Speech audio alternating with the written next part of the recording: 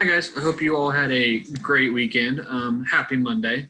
We are going to move into our first real look at the Indus River Valley. So you should have the grapes notes out or pulled up. If you don't have those out already, be sure to go back and open those up real quick. You can pause the video and go get those. It should be linked on the page prior to the video. Those will actually be your assignment for today. Fill those in as you go, and I'll have a spot for you to submit them after we watch the video. So without further ado, we are going to move into the Indus River Valley. And by starters, we're going to look at the geography of the Indus River, like where is it in relation to where everything else is, all of that. So as you can see on the map here, the Indus River Valley is in what is today modern day Pakistan, as well as portions of northern India. And it's called the Indus River Valley because these people settled along the Indus River, therefore Indus River Valley. Archaeologists have discovered, I think, over like 1,500 different sites belonging to these people. Two of the more famous are Mohenjo-Daro and Harappan, I think is how you say it. So as far as geography, they're located in Pakistan and India, so make sure you have that written down. This river is actually very good as far as flooding goes because it floods pretty much on schedule twice a year. It reliably floods twice a year, and it brings that rich soil with it that people need to support farms and all that stuff that goes with farming.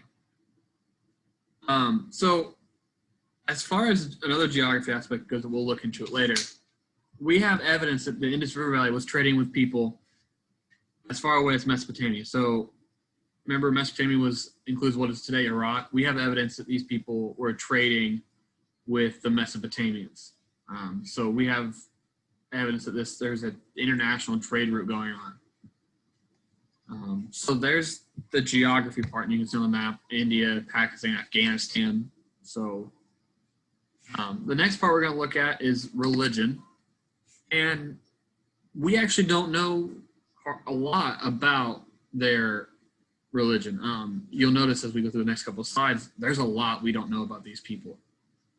And the reason being is they had an ancient writing system, kind of like the Mesopotamians had cuneiform. They have I don't want to say a version, but they have their own take on it. The problem is we don't know how to read it. We haven't been able to develop the ability to read or translate their writing system. So we have evidence that they had a writing system. We just don't know how to read it. So that creates problems for studying these people because some of the questions we have might be answered with these texts, but we don't know how to read them. What we do know is that it's believed that the Indus River Valley was a polytheistic society, meaning they believed in multiple different gods. We just don't have any evidence to confirm that. We know that they developed that written language like I was talking about, but we just haven't yet learned how to translate it. So we believe they believe in multiple gods. We just haven't been able to definitively prove that, if that makes sense. So for this, I would just have down that we believe they are polytheistic, but we're not 100% positive of that. As far as achievements go, they actually have quite a bit that we know about, and some of them are still in use today. They actually developed a system of standardized weights and measures for trade. They just figured out a way to make everything equal as far as weight. You knew this much of weight, this much weight was equal to so much money. Or if they gave you 3 pounds of this, you knew it was 3 pounds. And so that credibility goes with a standardized system, like everybody using the same numbers, same weights and measures, all that stuff, really helps people feel comfortable about buying and trading. They know that they aren't being scammed.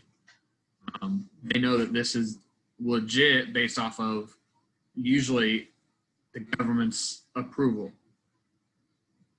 It's kind of like we use dollars in the U.S. right now.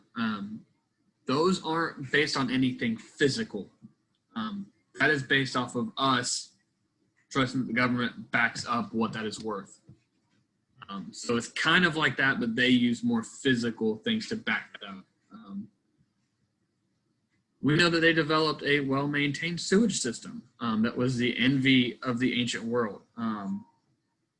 So they had ways of taking human waste and other trash and other things out of their cities. This is huge. Cut down on disease, cut down on smell, other things. And it was just a way of better maintaining, keeping their people healthy, keeping their cities clean, and maintaining a welcoming atmosphere, if you will. We also have proof that they developed the idea of metallurgy, which is just working with different metals.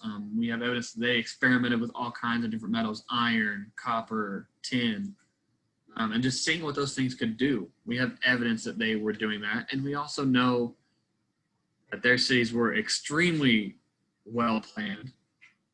They developed the early form of the grid system, having streets and houses laid out in grids.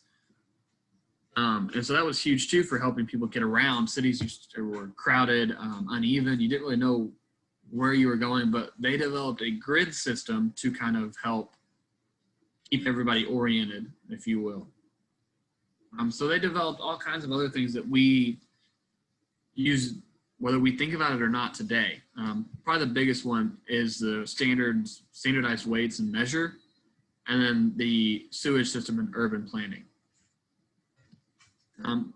As far as politics go, again, we don't know a lot. Largely just because we don't know how to read their writing. It's believed that if we ever do figure out how to read their writing, a lot of our questions will be answered. But until someone figures out a way to read it, we're kind of stuck. We do have some educated guesses, though, however. It's believed that there was some form of higher authority, whether that's a government or a tribal council or a king, queen. There was something that enforced the standardized weights and measures that we talked about a minute ago, and just the international trade that we saw in the beginning. There was something or someone who was maintaining that control. We just don't know what that looked like. We don't know if it was a king or a queen, if it was a council of individuals, or some other type of government. We just don't know. What we do believe, though, is that their society was actually pretty peaceful. We haven't found any evidence that these people participated in warfare, which is surprising. But there have been very few weapons found in the archaeological sites that we've discovered. The few weapons we have found, historians and archaeologists think were for defense against animals, wild animals, that kind of thing. We don't believe that they were military weapons to fight like battles and all.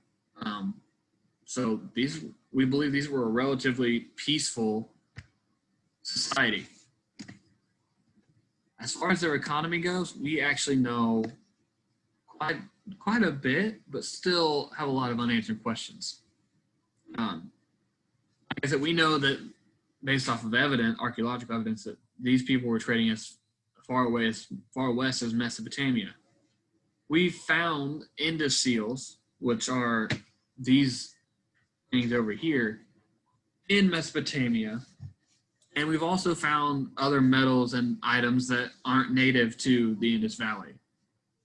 So we know they were trading with others because we found these in Mesopotamia, and then we found other metals and things that we think aren't native to the Indus River Valley. And so those things together make us believe these people were actively trading with others. These seals are actually one of the more well-known things from the Indus River Valley. As you can see, they are very detailed, very ornate. And these were used as identification for certain things. Oftentimes they would use these as stamps to put on official documents. So you knew that if you had this seal stamped onto your document, you knew it was legit. You knew it was from a reliable source, whether that's another business partner, government.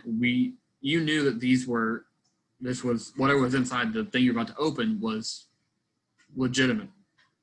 And these are the things we found in Mesopotamia. So we know that they were using these as kind of identification for trade. Like, look, it has this seal on it. You know it came from such and such city or tribe in the Indus River Valley. And so, again, these are just super detailed, really cool. And we found them in Mesopotamia, of all places. And we know that they were trading to Mesopotamia via sea routes as well as some land-based routes, but majority of them were sea-based. So we know there was sea travel occurring as well. And then lastly, social structure. Again, not a lot known here. A lot of this goes back to being able to read their writing system. We don't know about their legal codes, what their laws were like, what procedures they had, what their government looked like, or how their societies were structured. Again, we've been able to make some educated guesses. There are theories that everyone in the Indus River Valley had equal social status, that there were no single rulers, or there were single rulers. Another one is a council of leaders. We just don't know for certain. It's, again, until we learn how to read their writing, we're just kind of making guesses here. So a couple of theories are that everyone shared equal social status, that there was a single ruler, probably a king or a queen. There's also a theory that there were just a council of elders or a council of leaders who made decisions for the group. Some evidence to support the equal social status is that based off of burial sites discovered by archaeologists and historians, we think people were buried equally. We haven't found any evidence that some people were buried with more extravagance or more wealth than others. To our knowledge, it seems everyone was buried in an equal fashion as far as the price and the just overall appearance of the graves that we've found. There isn't some in like Egypt where people are buried with all kinds of fancy clothes, jewelry, that kind of thing. Here, we haven't found evidence of that. It's been, what we can tell, pretty equal. So hopefully that should fill in your grapes chart. Here on the next slide, or probably on the previous slide, actually, I'll have you turn that in once you fill this out. And that will be your assignment for today. So if you guys have any questions or any issues, let me know. Otherwise, that is all I have for you all. And I hope you guys have a good rest of the day. And I will see you all tomorrow.